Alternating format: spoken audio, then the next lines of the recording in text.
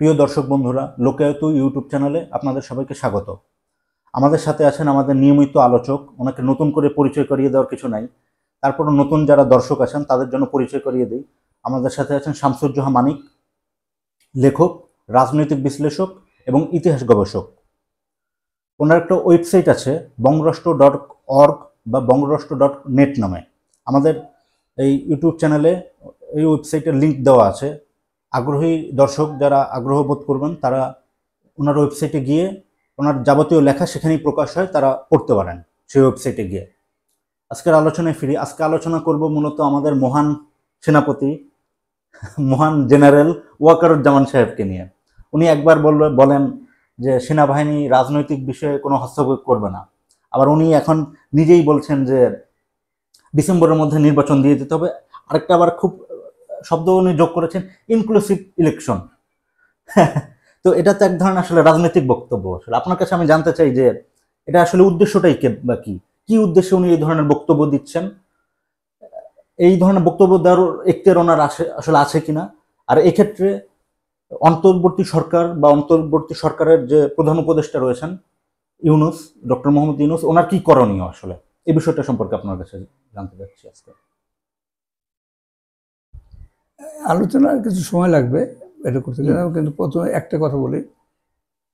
Doctor Mohammad ইউনূসের এখন প্রথম কর্তব্য হচ্ছে এই ঔদ্ধত্যপূর্ণ বক্তব্যের জন্য তাকে বরখাস্ত করা। কারণ যেভাবে হোক ওয়াকারের চাকুরি সরকারের বিধিমালা অনুযায়ী আছে, তার ঊর্ধ্বে সেনা, বাইরে সেনা। ওয়াকার যে বক্তব্য দিয়েছেন এটা খুব ঔদ্ধত্যপূর্ণ এবং যে বিপ্লবী স্পিরিটের মধ্য দিয়ে বর্তমান সরকার প্রতিষ্ঠিত হয়েছে, অন্তর্বর্তী সরকার, তার ক্ষমতার প্রতি একটা অবজ্ঞার প্রকাশ। এই ক্ষমতার উৎস কিন্তু একটা অভ্যুত্থান, ছাত্র জনতার অভ্যুত্থান, রক্তাক্ত অভ্যুত্থান, যেখানে কয়েক হাজার লোক প্রাণ দিয়েছে, আহত হয়েছে, হ্যাঁ, পঙ্গু হয়েছে সারা দেশব্যাপী, যাতে লক্ষ লক্ষ মানুষ অংশগ্রহণ করেছিল। সেই অভ্যুত্থানের একটা যুদ্ধের মধ্য দিয়ে স্বাধীন হওয়া, নতুন স্বাধীনতা পাওয়া বলা যেতে পারে। আবার নতুন করে স্বাধীন হয়েছে দেশ, সেই স্বাধীনতার প্রতি অবজ্ঞা প্রকাশ করেছেন জেনারেল ওয়াকারুজ্জামান। হাসিনা যখন ক্ষমতায় ছিল তখন তো ওনার এই বক্তব্য না, তখন এসব বক্তব্য ছিল না, তখন এসব বক্তব্য তার ছিল, তখন এইসব বক্তব্য ছিল না। এখন তার বহু কিছু মনে হয়েছে, সেগুলো বলছেন। এগুলো গ্রহণ করার মতো না। বললাম তো, এখন প্রফেসর ইউনূসের প্রথম কাজ হচ্ছে তাকে বরখাস্ত করা। এটা হচ্ছে প্রথম কাজ। আরো কাজ আছে, সেগুলো প্রফেসর ইউনূস করতে চাইবেন কিনা জানি না। আসলে প্রফেসর ইউনূস তো একটা বিপ্লবী সরকারের প্রতিনিধি হওয়ার কথা তার। তিনি তো একটা বিপ্লবী অভ্যুত্থানের পরিণতিতে ক্ষমতায় এসেছেন। তাকে তো ওই ভুয়া নির্বাচন, ফালতু নির্বাচন হাসিনা যেগুলো করেছে, এরকম নির্বাচনের মধ্য দিয়ে তো তিনি আসেন নাই। তিনি এসেছেন একটা বিপ্লবী অভ্যুত্থানের হিসেবে, নায়ক হিসেবে। অর্থাৎ তিনি এই অভ্যুত্থানে যদি নেতৃত্ব নাও দেন, যারা নেতৃত্ব দিয়েছে তারাই তো তাকে এই জায়গাটা বসেছে, এই মানে দায়িত্বটা দিয়েছে। নাম প্রধান উপদেশ, আসলে তো প্রধানমন্ত্রী, প্রধানমন্ত্রীর পদে যে তিনি আসীন হয়ে আছেন, কাদের শক্তির বলে? ছাত্র জনতার অভ্যুত্থানের শক্তির বলে। তো সেখানে তাকে অবজ্ঞা করা, মনে সমস্ত অভ্যুত্থানের স্পিরিটকে, এর ভাবপ্রেরণাকে অবজ্ঞা করা, এটা ওয়াকারুজ্জামান করছে। এবং এটা মনে করার কোনো কারণ নাই যে ওয়াকারুজ্জামানের পেছনে সেনাবাহিনীর সমর্থন আছে, এটা মনে করার কারণ নাই। ভাসমান কেন যে ওয়াকারুজ্জামান এই সময় এই বক্তব্যটা দিয়েছেন, এত অদ্ভুত দেখিয়েছেন, এটা আমাকে খুব এটা অবাক করেছে এই চিন্তাটা, যে কেন এই সময় করলেন, কেন এইভাবে করলেন, বক্তব্য দিলেন কেন। তারপরে প্রচন্ড চাপ আছে, এটা বোঝা যায়। কার দিক থেকে চাপ? ভারতের দিক থেকে। কেন চাপ? এখানে কি আছে, কেন হানি ট্র্যাপ আছে, নাকি টাকার ব্যাপার আছে, টাকার খেলা আছে?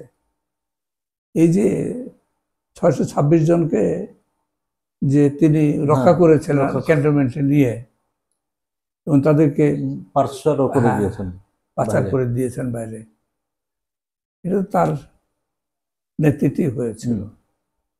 এবং এইটা এতদিন পরে আইএসপিআর তাদের নাম সহ সব তালিকা প্রকাশ করেছে। কেন? হ্যাঁ, এটাই জানতে। এটা কি ওয়াকারুজ্জামানের নির্দেশে করেছে? মনে করার কোনো কারণ নেই। এতদিন ওয়াকারুজ্জামান ঘোষণা দেয়নি, আইএসপিআর দিচ্ছে কেন? আইএসপিআর মানে সেনাবাহিনীর সাধারণ অফিসারদের যে মানে স্পিরিট, তাদের যে আকাঙ্ক্ষা বা ভাব প্রেরণা, তাদের যে ভেতরের যে ভাষা, সেটাকে রূপ দিয়েছে, প্রকাশ করেছে। মানে তারাও মনে মনে চাচ্ছে না ওয়াকারুজ্জামান থাকুক। ওয়াকারুজ্জামানের ফাঁস করে দিয়েছে, তারা ফাঁস করে দিয়েছে। হ্যাঁ, জারি জুরি ফাঁস করে দিয়েছে। অর্থাৎ তারাও আর ওয়াকারুজ্জামানকে চাচ্ছে না, বোঝা যায় তো। এটা ওয়াকারুজ্জামানের মর্যাদায় সাংঘাতিক আঘাত করেছে। এবং যদি মনে করা যায় এই 626 জন পাচার করার পেছনে শত শত কোটি টাকা বা কয়েক হাজার কোটি টাকার লেনদেন যে ছিল না, এটা আমরা কি করে জানি? ওয়াকারুজ্জামান নিশ্চয়ই তার সব থেকে বড় ভাগিদার হতে পারে। সুতরাং এগুলো তো যদি করে থাকে, তাই পাচার তো করেছে ভারতেই হবে। তো ভারতের কাছে তো দলিল থাকতে পারে, লিখিত প্রমাণ, টাকার ট্রানজেকশন তো মুখে মুখে হয় নাই, কাগজে কলমে হয়েছে, রেখে দিয়েছে। সেইটা তার উপর একটা চাপ হিসেবে কাজ করতে হবে। এমনি দুর্নীতির কথা বাদ দিলাম, এই 626 জনের হিসাবটা কি করে দেবে? কোন এখতিয়ারে ওয়াকারুজ্জামান তাদেরকে করেছিল, পাচার করে দিয়েছিল? ক্যান্টনমেন্টে আশ্রয় দিয়েছে, পরে পাচার করে দিয়েছে। হাসানারটা বুঝলাম, একটা ব্যক্তির ক্ষেত্রে সে করলো, তার আত্মীয় হয়, তার গুরুজন তাকে এই পদে বসিয়েছে, লালন করেছে, শুধু তার প্রতি তার কৃতজ্ঞতা থাকতে পারে। এই 626 জনের জন্য কি ছিল তার? এখানে কি টাকা পয়সার লেনদেনের ব্যাপার ছিল? সেই জায়গায় কি ধরা গেছেন তিনি? প্রশ্ন যদি করা যায়, এর কি উত্তর হবে? আমরা তো প্রশ্ন করবো, স্বাভাবিকভাবে মানুষের মনে এই প্রশ্ন দেখা দেবে তো। আর এদের সাথে এই বিষয়গুলি তো ঘটে সাধারণত। টাকা খেয়ে ছেড়ে দেওয়া, বা বাঁচিয়ে পালিয়ে যেতে সাহায্য করা, সেরকম যে তিনি করেন নাই। এবং সেই জন্যই মানে এখন নামগুলো চলে আসছে যারা জানে।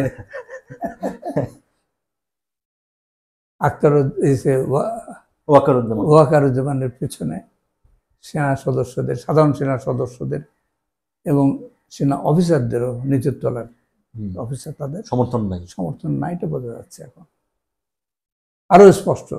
এমনি আমরা অনুমান করতাম, কিন্তু এখন স্পষ্ট হয়ে গেছে।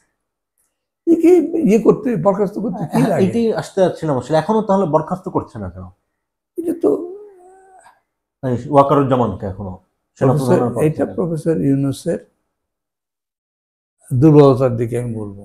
এটা দুর্বলতা, এগুলো তাৎক্ষণিক মেজার নিতে হয়, কঠোর ব্যবস্থা নিতে হয় তাৎক্ষণিক ভাবে, দেরি করতে নেই বেশি। এটা তো আসলে 5ই আগস্টের সময়ই তাকে ধরা উচিত ছিল, যে হাসিনাকে তখন তো অ্যারেস্ট করতে পারতো, অ্যারেস্ট করে আইনের আওতায় আনতে পারতো।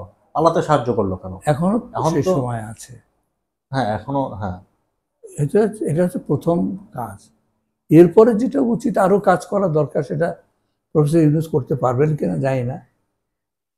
বরখাস্ত করা দ্বিতীয়ত কাজ, যেটা সেটা হচ্ছে প্রেসিডেন্ট, যেটা যিনি আছেন চুপ্পু, তাকে রাখা উচিত না, বরখাস্ত করা। এই 2 নম্বর কাজ ওয়াকারুজ্জামান আর চুপ্পু। এটা করতে গিয়ে যেটা হচ্ছে কনস্টিটিউশন বাতিল করা উচিত। 72-এর যে সংবিধান যেটা আছে, নামে আর কি আছে, এটা তো কোনো আসল চেহারা নাই, আদি চেহারা নাই, কাটা ছাড়া করে যাকে যা আছে এটাই। এটা একটা আবর্জনা, এটাকে বাতিল করে দেওয়া উচিত। করে বিপ্লবী একটা বিধিমালার ভিত্তিতে মধ্য দিয়ে দেশকে পরিচালনা করা উচিত। তার জন্য একটা বিপ্লবী সরকার গঠন করা উচিত। সেটা প্রফেসর ইউনূসকে দিয়ে কতটা হবে জানি না, না হলে করতে ছাত্রদেরকে বিকল্পটা ভাবতে হবে। কারণ বিপ্লবী শক্তি যারা, তারা তো কাজটা করবে। এদেশের বিপ্লবী শক্তি কারা? ছাত্ররা ছাড়া। ছাত্রদের সঙ্গে যারা আছে তারা থাকতে বিপ্লবী শক্তি হতে পারে, তার বাইরে যারা আছে, যারা ছাত্রের সঙ্গে নাই, তারা কেউ বিপ্লবী শক্তি নয় এই দেশে। ছাত্র হচ্ছে বিপ্লবের মূল শক্তি, কেন্দ্রীয় শক্তি। তারা ঠিক করবে বিষয়গুলো নিয়ে, তাদেরকে ভাবতে হবে। প্রথম কথা হচ্ছে, আবার বলছি, ওয়াকারুজ্জামানকে এই মুহূর্তে বরখাস্ত করা, এটা এই সরকারের দায়িত্ব, প্রফেসর ইউনূসের দায়িত্ব। ছাত্রদেরও চাপ দেওয়া উচিত এই জন্য সরকারের উপরে, এটা আসুক, তারপরে অন্যান্য পদক্ষেপগুলো দেওয়ার প্রশ্ন আসবে। আর নির্বাচন, ওগুলো পরে চিন্তা করা যাবে। বিপ্লবের কর্মসূচিতে সেভাবে প্রায় কিছুই বাস্তবায়ন হয়নি বলতে গেলে, বাস্তবায়ন পর্যন্ত হয় নাই। তারপরে না নির্বাচনের, ওগুলো পরে আসবে। পরে এখন নির্বাচন কোনো চোর বাটপারদের জন্য জায়গা করে দেওয়া, আবার সেই আগের অবস্থা হবে, আগের চেয়ে খারাপ হতে পারে। আরো খারাপ অবস্থা হবে। এখন তো আওয়ামী লীগ তো করে আছে, মানে দম ধরে আছে ভারতে। ভারতও আছে, যখন ব্যাক করবে, ভারতও তো বসে আছে প্রতিশোধ নেওয়ার জন্য, পাল্টা ব্যবস্থা নেওয়ার জন্য চেষ্টা করছে, বসে আছে। উস্কিয়েছে তো, হাসিনা তো উস্কিয়েছে, হাসিনা উস্কাচ্ছে, ভারত উস্কাচ্ছে নানান ফর্মে, নানান ভাবে। ওদের ষড়যন্ত্র চক্রান্ত থেমে নাই। সুতরাং দেরি না করে এই কাজগুলো করার দরকার। যেটা বললাম, প্রথমত হচ্ছে ওয়াকারুজ্জামানের বরখাস্ত, তারপর হচ্ছে চুপ্পু বরখাস্ত এবং বাতিল, ৭২ সংবিধান বাতিল, নির্বাচন পরে, সংস্কার বা পরিবর্তনের কাজগুলো আগে হওয়া দরকার। এবং এখানে যে লুটেরা আর্থসামাজিক ব্যবস্থা তৈরি হয়েছে গত ৫৩ বছর ধরে, বাংলাদেশ প্রতিষ্ঠার পর থেকে বিশেষ করে, এটাকে সমূলে উৎপাটন করা দরকার।